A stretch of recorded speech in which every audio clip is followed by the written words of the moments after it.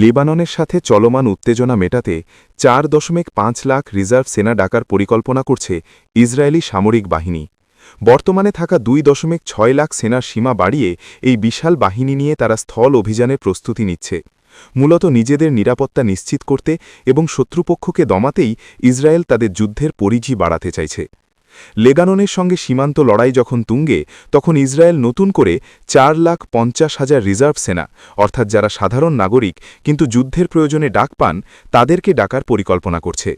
Israel এখন আর শুধু ছোটখাটো হামলা নয়, বরং লেবাননের ভেতরে ঢুকে সরাসরি যুদ্ধ করার বা স্থল অভিযানের প্রস্তুতি নিচ্ছে। বর্তমানে তাদের নিয়ম অনুযায়ী ২,৬০,০০০ সেনা ডাকার অনুমতি আছে, কিন্তু পরিস্থিতি এতটাই জটিল যে তারা সেই সংখ্যা প্রায় দ্বিগুণ করতে চাইছে। ইসরায়েল মনে করছে চারপাশ থেকে আসা হুমকি মোকাবিলা করতে হলে তাদের এই বিশাল শক্তির প্রয়োজন।